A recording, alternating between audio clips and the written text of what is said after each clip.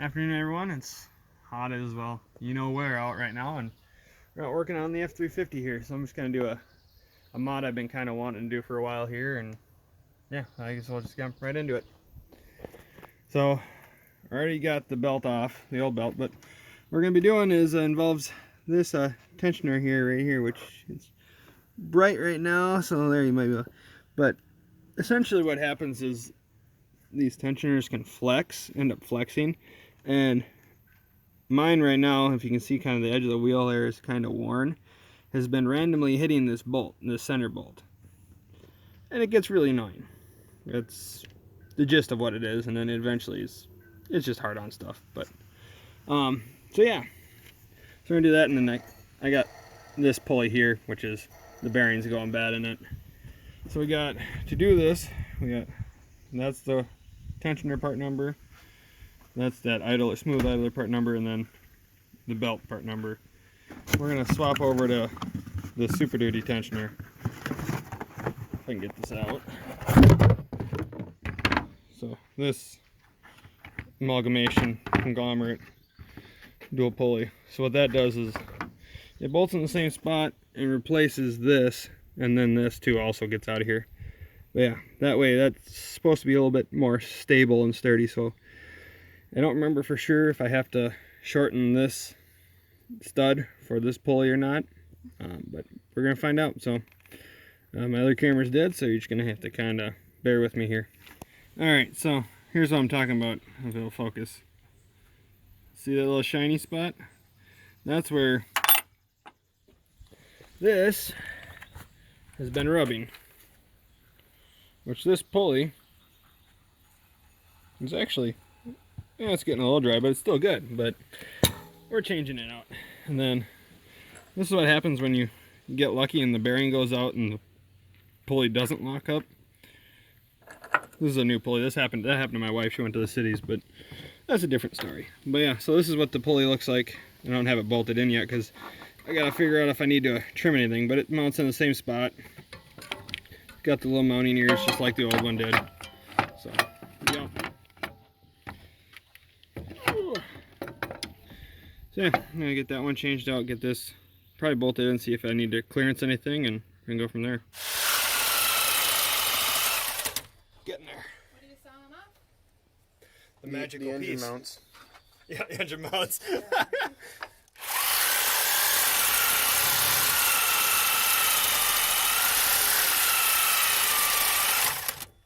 So there is some adjustment needed. That little mount for this grooved pulley down there has got to get trimmed, otherwise your belt will rub up against it. So yeah, I just lopped a chunk off with a sawzall. So yeah, that I think is the only modification you need. So I'm going to shove this pulley back in and see how this thing mounts in. So there we go. New tensioners in, belt installed. Belt's maybe a touch on the big side. I ended up having to go in, and this belt, the belt I showed you earlier, is probably an inch too short. So I went into Napa and got this one, which is 124 7/8, or this one's 122 3/4. And so it really needs probably like a 123-inch belt, 123.5, somewhere in there. So, but this is working for now, so that's the only modification, the slight difference I made from what I've found information-wise. Pretty much all you needed for this was a T50 Torx and the 15mm socket to get the old tension belt off. But yeah, so, and then I lopped off, you saw I lopped off that one ear down there for the other pulley because that doesn't need to be there anymore and is in the way of the belt. So yeah, that's the gist of that for now. Hey kiddo, can you say hi? Hi. Hi. We working on the truck? Is that a truck? Yeah. Alright, so the next project here is you gotta replace my fuel pump. I got a stretched diaphragm in my fuel pump, so yeah. So I got some fuel hose I'm gonna replace at the same time here, because yeah. But there's the fuel pump. That's not the actual picture, but fuel pump for reference on these old body style 7.3s is right there, right underneath the front of the turbo. So it's kind of a pain to get to, but realistically not too bad. Now you got to pull out the Y pipe, or the Y bridge, whatever you want to call it. Technically, you can get away without pulling the fuel bowl all the way, but I got a mouse nest that looks like under mine, so I think I'm going to pull mine all the way so I can get that all cleaned out. These, if I remember right, are two 13mm bolts down at the bottom that hold the fuel bowl in. This is the drain. My is lovely. Somebody decided at some point, and you can't really see it, but down underneath the drain there's a hose that connects to it, and it's supposed to drain out the front here. So there's a dedicated spot that you can catch it at, and somebody decided it was too much work to connect that back together. So yeah, but yeah, to get the fuel bowl out, you got those two bolts. You got a sensor here, and then two fuel lines here and a fuel line here. So the way this works is, I'll pull this Y bridge out and then I'll explain that. So that's just hose clamps all the way around in one V-bland. So I'll get that out and then I'll get back to you. What are you doing? Alright, so the way these fuel systems work on these OBS trucks is you got your fuel comes in here, goes out this one into the bottom of your fuel bowl, and then it goes down into the bottom of the pump. There's a hose down there, goes into the bottom of your pump, and then out the back of the pump here, and you see that line, and then there's another line that goes up behind that one, behind the turbo over here to the other head. And those feed up and then come back in through these two lines through the pressure regulator, which then returns to the tank. So that's the way the fuel system's kind of set up on these things. That's why the old OBS trucks do not have the deadhead issue like the Superduty 7.3s do, because it feeds fuel through both heads, not deadheading it. So, oh yeah, so it's just two 10mm bolts on the pump down there, whole host of hose clamps. I believe it was like 1 1/8 or something like that. Nut on the backside. A lot of guys will notch out their pedestal, then you get a wrench in there easier. I didn't do it I had changed this pump once and I heard it when I did my injectors, so that's why I'm changing it now. But I didn't notch that out yet. I gotta pull my turbo at some point anyways, but yeah, so I'm just gonna get to it, I guess. Alright, I got the fuel bowl out. So you got these two, these are your return lines. There's the rest of the fuel pump, and there's also what I was talking about, why I wanted to pull the fuel bowl completely. Yeah. There's this one plug. It's a 6-wire plug on the left. Oh, it's actually 5 wires, but that's on the passenger side of the fuel bowl. That one's got I'll show you on the fuel bowl here. That one's got a retainer. If you got a Torx bit, I believe it is, you can take it off there. Mine, it looked like the clip was broken on it, so it just kind of pulled right out. So I just left it as is, and then it's got one connector that goes down to your IPR valve, your injection pressure regulator valve. So that's that wire there.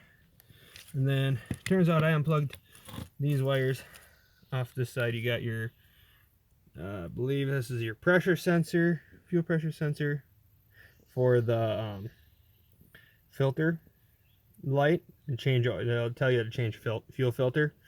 I've never had one come on, so I don't know how dirty it has to be before it comes on, but that's for that. I believe this one's your water and fuel, and then this one, there's a fuel heater circuit, in which in my bowl has already been removed by a previous owner. But so yeah, you got this fuel line and this fuel line are your feed into the bowl, feed into the second stage of the pump, and then this is your return to the tank. So that's that. Let's see. Oh, so yeah, I guess for now, I don't know how far I'm gonna go here. I'm probably gonna try to get as much of that cleaned out as I can, and then I don't know, it's starting to get to that point where I'm feeling like I'm done for the day, so I may just get this cleaned up and catch you back in the morning, but I guess we'll see. So to get that rear bolt, it's basically a giant banjo bolt down there loose. It's 1¼ inch, and then if you take, and you don't need quite, you can use a little bit less bend than this, but basically you sharpen the bend on the end of a closed box end wrench, and you can get it. So, and that's without modifying the webbing on the turbo pedestal. If you happen to be taking your turbo out on one of these and you're planning on leaving the mechanical pump, just do yourself a favor and notch that out when you're in there.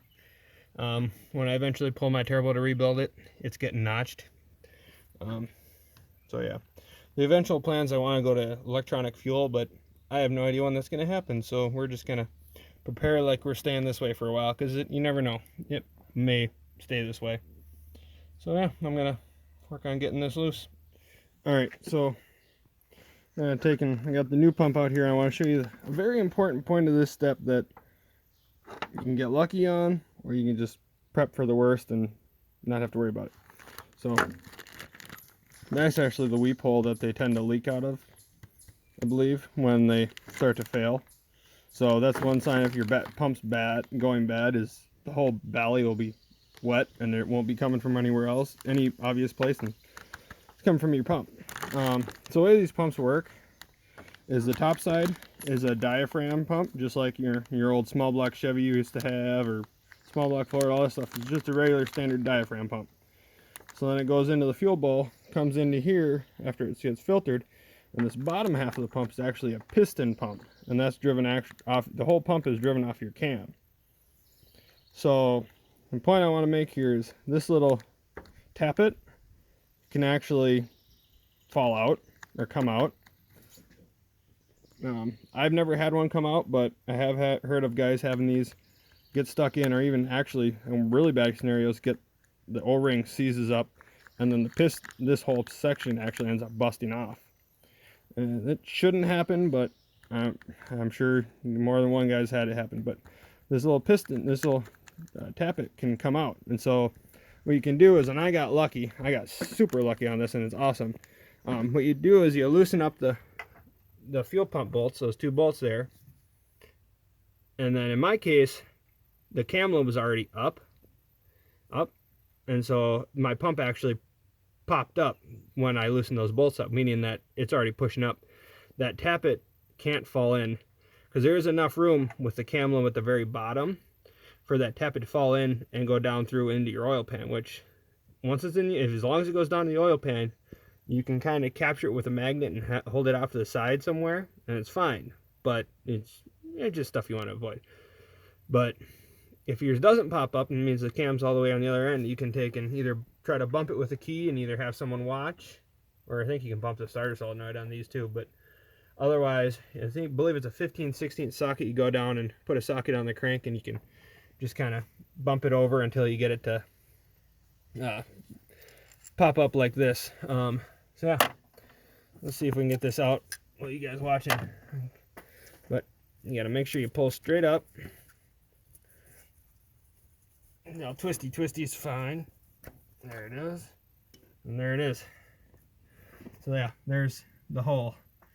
So yeah, it can drop in there quite a ways. So yep, out with the old and with the new. And actually, I just realized I bought those washers right there. Those are sealing washers that seal this back, the feed line for the rails, the fuel rails and the heads. And half the time they don't come with the pump. This pump came with them, and I had ordered them separately. So I guess I have an extra set. So, but that's one thing to remember. Note when you doing a pump, make sure it's got those rings, because you should replace them. Otherwise, you might end up with a fuel leak. So I'm just gonna plug away, get this stab back in there, and keep going. Well, there we got the new fuel pump and fuel lines installed, and then the fuel bowl is all back in there now. Now, technically, I probably should replace the fuel filter, but like an idiot, I didn't get a new one yet. So we're just gonna roll with it, and I'll change it when I remember. Yeah. So now I gotta get the little Y bridge in there. Biggest pain with these things is, remember, you don't drop that gasket and make sure you get it in there, because otherwise it don't seal.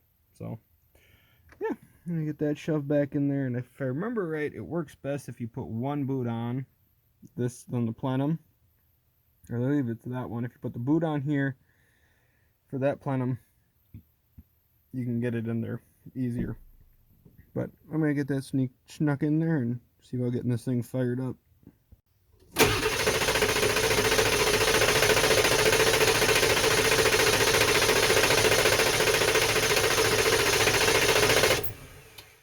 So I don't know about you, but when it starts to get, as you can tell, if it's starting to get dark out now, and you start to get to that point where you're like, okay, I'm almost done, and get it all back together, and crank, and it won't start, won't even fire. It's like, what the heck? It just ran just fine.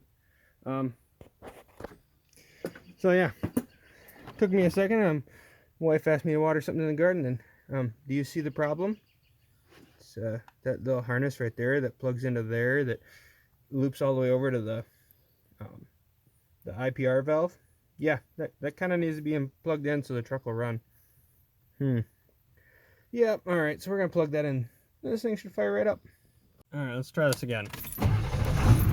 There we go. That's better. Yep, much better. Alright, let's go look for leaks.